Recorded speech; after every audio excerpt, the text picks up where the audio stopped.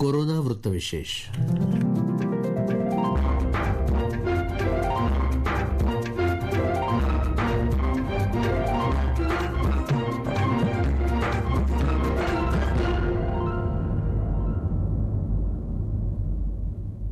श्रोते हो, नमस्कार.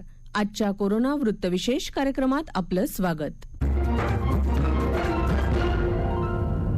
आजच्या कोरोना वृत्तविशेषमध्ये आपण ऐकणार आहात कोरोनाचा प्रादुर्भाव रोखण्यासाठी वैयक्तिक स्तरावरच्या आवश्यक उपाययोजनांना गंभीरतेनं घेणं का गरजेचं आहे याविषयी केलेलं विवेचन.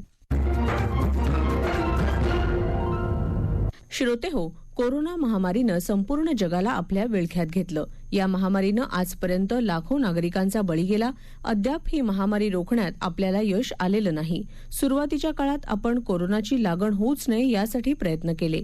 मास्क वापरणं, सुरक्षित अंतर राखणं आणि हात सतत साबणानं किंवा सॅनिटायझरनं स्वच्छ करणं यासारख्या आरोग्याच्या त्रिसूत्रीचं पालन केलं. सुरुवातीला या विषाणूचा संसर्ग रोखण्यासाठी प्रभावी किंवा निश्चित असं औषध नव्हतं. मात्र काही काळानंतर यावर प्रभावी अशी लस उपलब्ध झाली. एवढं सारं होऊनही आजही ही महामारी टिकून आहे. दिवसेंदिवस संसर्ग वाढत असून कोरोना विषाणू आपली जनुकीय संरचना बदलून स्वतःला अधिक प्रभावी बनवत आहे. कोरोना विषाणूच्या या नवनव्या म्युटंट्समुळे संसर्गाचं प्रमाण अधिक वाढण्याची शक्यता व्यक्त होऊ लागली आहे. देशात कोरोनाची तिसरी लाट रोखायची असेल तर आरोग्याच्या त्रिसूत्रीचं पालन गंभीरतेनं करण्याबरोबरच लवकरात लवकर स्वतःचं लसीकरण करून घेणं गरजेचं आहे. कोरोना संसर्ग रोखण्यासाठी मास्क वापरणं, तो योग्य प्रकारे कसा वापरावा आणि यामुळे संसर्ग कशा पद्धतीनं टाळता येणं शक्य आहे, यामागे काय वैज्ञानिक दृष्टिकोन आहे याविषयी प्रथम जाणून घेऊयात अंबरनाथ नगर परिषदेचे डॉक्टर धीरज चव्हाण यांच्याकडून. मास्क वापरल्यानंतर त्याची विल्हेवाट कशी लावायची याच्याबद्दलही काही लोक अनभिज्ञ असल्याने रस्त्यावर, कचरा कुंडीमध्ये या इतरत्र आपल्याला वापरलेले मास्क पडलेले आढळून येत आहेत. त्याच्यामुळे विषाणूचा संसर्ग जास्त बळावू शकतो. तर मास्क बद्दल काही उपयुक्त माहिती अशी आहे. मास्कचे प्रकार 4 प्रकारचे मास्क जनरली आपण बघतो. Surgical mask, cotton mask, N95 mask आणि वॉल असलेले mask. In general surgical mask जो आपल्याला 3 फ्लाय मास्क मध्ये उपलब्ध असतो, हे यूज अँड थ्रो मास्क येतात. यूज अँड थ्रो मास्क हे एकदाच वापरायचे मास्क आहे. एकदा वापरल्यानंतर ते आपल्याला थ्रो करायचे. त्याच्यानंतर कॉटन मास्क हॉस्पिटलमध्ये, ऑपरेशन थिएटरमध्ये किंवा सध्या कॉटनचे मास्क आपण सगळेच कोविडच्या निमित्तानं वापरतो. तर कॉटनचे मास्क हे रियुजेबल मास्क आहेत. ते धुवून आपण वापरू शकतो. N95 मास्क हे स्पेशलाइज्ड मास्क आहेत जे अति जोखमीच्या ठिकाणी व हॉस्पिटल्स या ठिकाणी वापरले जातात. आणि काही वॉल असलेले मास्क आहेत ज्याला आपण फिल्टर म्हणतो. तर कुठले मास्क कुणी वापरावे व कसे वापरावे याबद्दल मी आपल्याला थोडी माहिती देतो. मास्क कशासाठी आवश्यक आहे तर आपण बोलताना, खोकताना आपल्या तोंडामध्ये ड्रॉपलेट्स तयार होतात. हे ड्रॉपलेट्स हवेत पसरतात. मास्क घातल्यामुळे हे ड्रॉपलेट्स आपल्या मास्कवरच अडकून राहतात आणि थांबवले जातात. एखाद्या जर व्यक्तीला संसर्ग झालेला असेल तर त्याने जर मास्क वापरलेला असेल तर ते ड्रॉपलेट्स हवेमध्ये पोहोचण्यास अटकाव केला जातो आणि एका निरोगी व्यक्तीमध्ये श्वासोश्वासामार्गे हे ड्रॉपलेट्स आपल्या शरीरामध्ये प्रवेश करत असतात. हे ड्रॉपलेट्स थांबवण्याचं काम मास्कमुळे होतं. तर अशा प्रकारे मास्क आपला काम करतो. त्यानंतर आपल्याला कुठला मास्क आवश्यक आहे तर आपण बाहेर फिरताना, बाजारात फिरताना कापडी मास्क पुरेसा आहे. त्या व्यतिरिक्त आपण सर्जिकल किंवा 3 फ्लाय मास्क वापरू शकतो. N95 मास्क सर्वसामान्य व्यक्तींनी वापरण्याची गरज नाही. N95 मास्क कुणी वापरावा? N95 मास्क घालण्याचा प्रमुख उद्देश आहे आपल्यापासून दुसऱ्यांना होणारा संसर्ग थांबवणे आणि आपलं संरक्षण करणे. तर N95 मास्क हे दवाखाने, अतिदक्षता विभाग व अत्यावश्यक असणाऱ्या सेवा ज्या कोविडमध्ये पेशंट रुग्णांच्या जवळ काम करतात त्यांनी वापरणे योग्य आहे. याच्यानंतर आपण वापरलेले मास्कची विल्हेवाट कशी लावावी तर मास्क कसा वापरावा तर मास्कमुळे तुमचे नाक, तोंड, हनुवटी पूर्णपणे झाकली गेली पाहिजे. चेहऱ्यावर मास्क घट्टपणे बसले पाहिजे. मास्क वापरताना त्याला वारंवार स्पर्श करणे टाळले पाहिजे. मास्क लावण्यापूर्वी व लावल्यानंतरही हात साबणाने स्वच्छ धुतले पाहिजे. बोलताना मास्क खाली घेऊन बोलू नये. मास्क घातल्यानंतर खोकताना किंवा संवाद साधताना मास्क खाली करू नये. याच्यामुळं मास्क घालण्याचा हेतू साध्य होत नाही. यूज अँड थ्रो मास्क आहेत तेही वारंवार वापरू नये. एकदा वापरून झाल्यावर त्याची विल्हेवाट लावावी. कापडी मास्क जे आपण वारंवार वापरतो ते एकदा वापरल्यानंतर नियमितपणे धुतले पाहिजे. एकदा वापर झाल्यानंतर हे मास्क गरम पाण्यामध्ये व सॅनिटायझर वापरून सॅनिटाईज केले पाहिजे. त्यानंतर स्वच्छ उन्हामध्ये वाळवून ते नंतर वापरले जाऊ शकतात. वापरलेल्या मास्कची विल्हेवाट कशी लावावी? सर्जिकल मास्क हे वापरल्यानंतर त्याच्यावर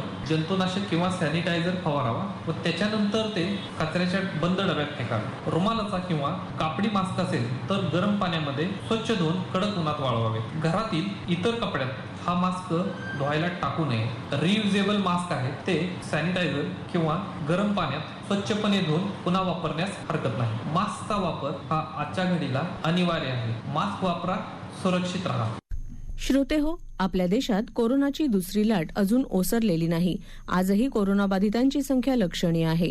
अनेक राज्यांनी निर्बंध हळूहळू शिथिल करून समाज जीवन पूर्वपदावर आणण्याचे प्रयत्न सुरू केले आहेत. सध्या देशातली दररोज आढळणारी कोरोना रुग्णांची संख्या स्थिर असली तरी निर्बंध शिथिल झाल्यानं ठिकठिकाणी गर्दी वाढते आहे. परिणामी पुन्हा एकदा रुग्णसंख्या वाढताना दिसत आहे. अशा वेळेस नागरिकांनी गर्दी टाळणं आवश्यक असतानाही गर्दी होत आहे. त्याचबरोबर सुरक्षित अंतराचं भानही राखलं जात नाहीये. या कारणांमुळे कोरोनाचा संसर्ग वाढण्याची भीती पुन्हा एकदा जाणवू लागली आहे. देशातल्या नागरिकांनी घराबाहेर पडताना सुरक्षित अंतराचं भान ठेवणं हे आवश्यक आहे. तसंच वेळोवेळी आपले हात स्वच्छ करणंही गरजेचं आहे. यामागे कोणता वैज्ञानिक दृष्टिकोन आहे याविषयी जाणून घेऊयात आरोग्य तज्ज्ञ डॉक्टर प्रशांत दौंडकर यांच्याकडून.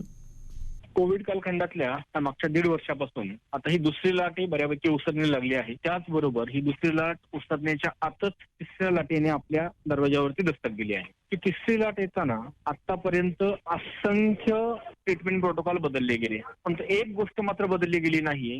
ह्या आजाराला रोखण्यासाठी आपल्या समोर आता जे काही येत आहे ते म्हणजे सोशल डिस्टन्सिंग, हँड सॅनिटायझेशन आणि मास्क. या गोष्टीमध्ये मात्र आजही बदल झालेला नाही आणि पुढेही तो होणार नाहीये. कारण त्याचं बेसिकली हा जो विषाणू आहे हा एअरबॉर्न आहे, हवेतून पसरणारा आहे. हवेतून पसरताना माणूस ज्यावेळेला आपण बोलतो किंवा श्वासोच्छवास घेतो त्यावेळेला जे काही ड्रॉपलेट्स उडतात हे जास्तीत जास्त 6 फुटापर्यंत जाऊ शकतात. 6 फुटाच्या आतमध्ये तुम्ही असाल तरच ते तुमच्या नाकातोंडाच्या संपर्कात येणार आहात. दुसरी गोष्ट म्हणजे जर तोंडावरती मास्क असेल तर मास्कमध्ये पण 2-3 कॅटेगरी आहेत. तर बरीचशी लोक कापडी मास्क वापरतात, त्यातून बऱ्याचदा ते फिल्टर होऊन सरळ आतमध्ये जातात. परंतु जर सर्जिकल मास्क वापरले किंवा जर N95 जर वापरला तर त्याला भेदून हा विषाणू तुमच्या नाकापर्यंत पोहोचू शकत नाही, श्वसन मार्गात येऊ शकत नाही. दुसरी गोष्ट अशी आहे की वारंवार हात धुणे. हात धुत असताना हे बेसिक फार गोष्ट आहे. त्याच्यामध्ये तुम्ही साबणाचं पाणी वापरलं तर साबणाच्या जे काही केमिकल कॉम्बिनेशन्स आहे ते त्या विषाणूला ब्रेक करतं. त्याच्यामुळं तो ऍक्टिव्ह राहू शकत नाही आणि डेड होतो. म्हणून सतत वारंवार हात धुणं आणि त्याला दुसरा पर्याय ज्या वेळेला आपले हात धुवायला मिळणार नाही त्यावेळेला अल्कोहोल बेस असलेले सॅनिटायझर्स जे आहेत मार्केटमध्ये ते तुम्ही वापरा. त्याचं कॉन्सन्ट्रेशन कमीत कमी 70-80% हवंय. ते तिथं खूप चांगल्या पद्धतीने इफेक्टिव्ह होत आहेत. त्यामुळे या गोष्टी बदलत नाहीयेत. आणि तिसरी गोष्ट म्हणजे 6 फुटाचा डिस्टन्स. 6 फुटाचा डिस्टन्स जर तुम्ही व्यवस्थित ठेवलं तरी तुम्ही ते रोग्याच्या संपर्कात येत नाही आणि यापासून तुमचा बचाव होतो. या जर गोष्टी सतत कंटिन्युअसली पाळल्या तर अगदी आमचे जी लोक आयसीयू मध्ये किंवा कोविड सेंटरला ज्यांनी काम केलंय ते सुद्धा इम्पॅक्ट झालेले नाहीयेत. त्यामुळं सामान्य माणसाने एवढ्याच गोष्टींचं म्हणा, गर्दी टाळा. वेळ जर आली तर मास्क पूर्ण पॅक राहू द्या. तर वारंवार त्या मास्कला टच करू नका. विनाकारण बोलताना बऱ्याच लोकांना सवय तोंडावरचा मास्क काढून बोलायचं जवळ येऊन. त्या गोष्टी टाळा. कुणाला स्पर्श करण्याचं कंपल्सरी टाळा. साध्या साध्या गोष्टींचा जर आपण वापर केला तर आपण ह्या कोविड पासून पूर्णतः दूर राहू शकतो. त्याचबरोबर आता बरीचशी लोक पब्लिक ट्रान्सपोर्टमध्ये प्रवास करतायत, पब्लिक ट्रान्सपोर्ट एकमेकांना भेटून बसतायत, बोलतायत. अशा वेळेला ह्या गोष्टी आपण कंपल्सरी टाळल्या पाहिजेत. लोक गॅदरिंग करतायत, कार्यक्रम करतायत, लग्नाच्या समारंभात सहभागी होत आहेत. आणखी हाईट म्हणजे पर्यटन स्थळी प्रचंड मोठ्या प्रमाणात गर्दी ओसंडून चाललेली आहे. मार्केटमध्ये गर्दी ओसंडलेली आहे. याचा इम्पॅक्ट मात्र निश्चित आपल्याला भोगावा लागेल. त्याचा परिणाम अत्यंत धोकादायक ठरणार आहे आणि तिसरी लाट आपल्याला रोखायला त्रास होईल. त्याऐवजी आपण हे सोशल डिस्टन्सिंगचे नियम पाळले. व्यवहारासाठी बाहेर पडणं गरजेचं आहे, पण ते व्यवहारासाठीच बाहेर पडायचे. विनाकारण भेटीगाठी घेण्यासाठी बाहेर पडायचं नाहीये. समजा भेटायची एखाद्या व्यक्तीला वेळ आली तर परत तोच गोष्ट आहे, तुम्ही अंतर ठेवून बोला. घरामध्ये एकमेकांच्या जाणं टाळा. कारण चुकून एक जरी पेशंट असेल तिथं तर तो तुम्हाला इम्पॅक्ट करू शकतो, तुमच्यावर तुमच्या मुलाबाळांना इम्पॅक्ट करू शकतो. आणखी काही गोष्टी आता सध्या दिसत आहेत की ते पोटाच्या आजारात दिसून यायला लागले त्याच्यामध्ये कोविडमध्ये. तर ते टाळायचं असेल तर त्यासाठी सुद्धा बाहेरचं खाणं किंवा उघड्यावरचं अन्न कंपल्सरी टाळलं गेलं पाहिजे. जे काही फूड असेल ते पूर्णतः गरम करून खायचे. छोट्या छोट्या या गोष्टी तुम्ही प्रत्येकानं म्हणजे अगदी घरातल्या लहान बाळापासून तर वयोवृद्धापर्यंत जर पाळलं, की लोक कामासाठी बाहेर पडतात त्यांनी पाळलं, ज्यांना ऑफिसला जावं लागतं त्यांनी ह्या गोष्टी पाळल्या, तर कोविड पासून आपला बचाव नक्की होईल. श्रोते हो, कोरोना महामारीवर सर्वात प्रभावी औषध म्हणजे कोरोना प्रतिबंधक लस. कोरोना प्रतिबंधक लस घेतल्यानं शरीरात कोरोना विरोधात अँटीबॉडीज तयार होतात. परिणामी संसर्गाचा धोका खूप प्रमाणात कमी होतो. या लसींविषयी समाजात ज्या अफवा किंवा खोटे प्रचार केले जात आहेत त्यावर विश्वास न ठेवता प्रत्येकानं लसीकरण करून घेणं गरजेचं आहे. देशातल्या प्रत्येक नागरिकाचं लसीकरण होणं वैज्ञानिकदृष्ट्या का गरजेचं आहे याविषयी माहिती देत आहेत अमरावतीच्या शास्त्रीय औषध निर्माणशास्त्र महाविद्यालयाच्या प्राध्यापिका डॉक्टर नाझमा इनामदार. कुठल्याही रोगजंतूद्वारे होणाऱ्या साथीला आटोक्यात आणण्याचा प्रभावी उपाय म्हणजे लसीकरण. हे आपण वर्षानुवर्षे बघितलेल्या साथीच्या रोगावरील सार्वत्रिक लसीकरणाच्या अनुभवावरून अगदी छातीटोकपणे सांगू शकतो. यात प्लेग, देवी, कॉलरा, टीबी, पोलिओ यासारख्या साथीच्या रोगांचे उदाहरण आहेत. कोविडच्या संदर्भात देखील असाच अनुभव आपल्याला येत आहे. डिसेंबर 2020 मध्ये इंग्लंड येथे सार्वत्रिक लसीकरणास सुरुवात झाली कोरोनाविरुद्ध आणि मागील 6 महिन्यात ह्या लसीकरणाने जगभरात वेग धरला. यासाठी वेगवेगळे देश वेगवेगळ्या लसींचा वापर करत आहे. जसे इंग्लंडमध्ये फायझर बायोएनटेक, ॲस्ट्राझेनेकाची कोविशिल्ड, इस्रायल USA मध्ये Pfizer BioNTech, Johnson and Johnson, Moderna, रशियात स्पुटनिक, चीनमध्ये सायनोवॅक आणि भारतात कोवॅक्सिन आणि कोविशिल्ड ह्या लसी. आतापर्यंत या लसींच्या 170 करोड डोसचा वापर करून जगातील जवळपास 12% लोकांचे लसीकरण झाले आहे. मागील 1.5 वर्षात 35 लाख लोकांची आहुती घेतलेल्या ह्या रोगाला आटोक्यात आणण्यास ही लस सक्षम ठरली आहे का? तर उत्तर आहे होय, नक्कीच. वापरलेल्या लसीनुसार त्याची परिणामकारकता दिसत आहे.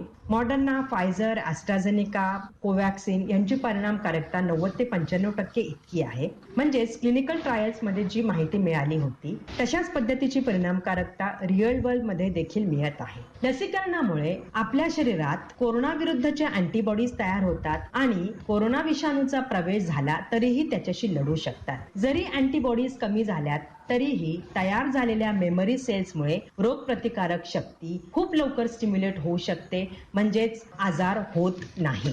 एका अभ्यासानुसार लसीकरण झालेल्या असिम्प्टोमॅटिक व्यक्ती आणि लसीकरण न झालेल्या असिम्प्टोमॅटिक व्यक्ती यांची तुलना केली गेली आणि लसीकरण केलेल्या व्यक्तीत विषाणूंची संख्या ही लस न घेतलेल्या असिम्प्टोमॅटिक व्यक्तींपेक्षा लक्षणीयरित्या कमी होती. म्हणजेच लसीकरण झालेल्या व्यक्तीला जरी कोरोनाची विषाणूची बाधा झाली तरीही विषाणूंची संख्या नियंत्रणात राहते आणि रोगाची तीव्रता अतिशय कमी राहते. लक्षणे असलीच तरीही सौम्य स्वरूपाची राहतात आणि हॉस्पिटलायझेशन किंवा गंभीर घातक परिणाम दिसत नाही. मृत्यूची शक्यता खूप कमी होते.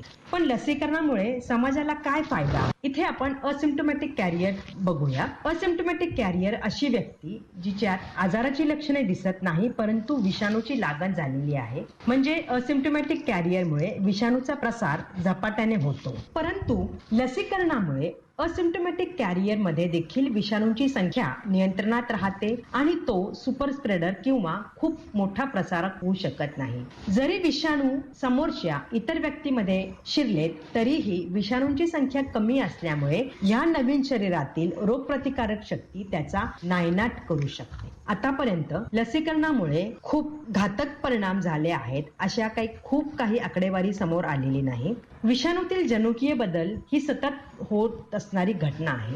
त्याची शक्यता गृहीत धरूनच लस विकसित केल्या गेल्या आहेत. त्यामुळे कुठल्याही अपप्रचाराला बळी न पडता लवकरात लवकर लस घेणे स्वतःच्या आणि समाजाच्याही हिताचे आहे. हर्ड इम्युनिटी, सामूहिक प्रतिकार शक्ती येण्यासाठी जवळपास 70% लोकांचे लसीकरण होणे आवश्यक आहे. तोपर्यंत आपण मास्कचा वापर, सोशल डिस्टन्सिंग, सॅनिटायझेशनचा वापर चालूच ठेवले पाहिजे. श्रोते हो, कोरोना विषाणू स्वतःमध्ये बदल घडवून अधिक प्रभावी होत आहे.